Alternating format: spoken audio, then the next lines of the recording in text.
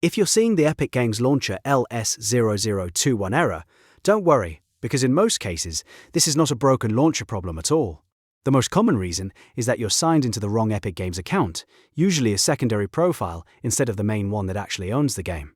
In this video, I'll show you how to check your account, confirm ownership, and fix the issue step by step.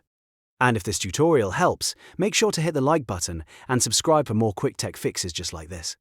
Alright, let's get into it. First, open your web browser and go to the Epic Games Store profile portal. This is where you can verify which account is actually linked to your purchases and game claims. Once the page loads, sign in using the exact same email and password you use for your desktop launcher. This part is very important, because if you log in with the wrong account, you'll be checking the wrong game library and the error will keep happening. After signing in, click the Account menu, then look for the Transactions tab on the left side. This section shows your purchase history, including full purchases and free game claims. Now scroll through the list and look carefully for the specific game you're trying to launch.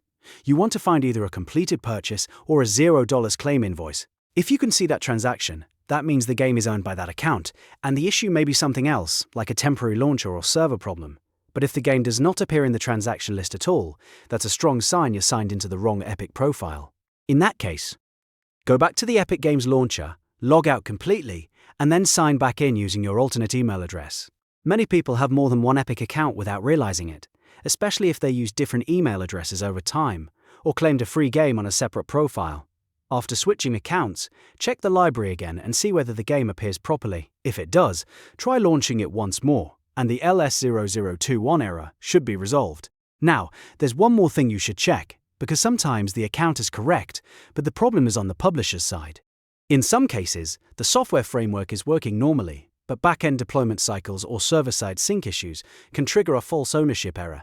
So before spending too much time troubleshooting, make sure the game is not currently down for publisher server maintenance.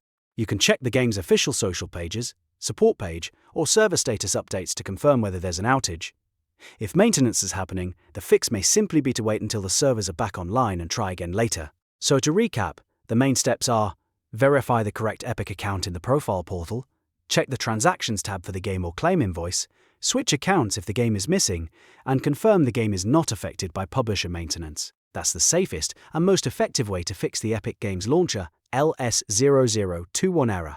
If this video helped you out, please hit like, subscribe, and turn on notifications so you don't miss the next fix. Thanks for watching, and I'll see you in the next one.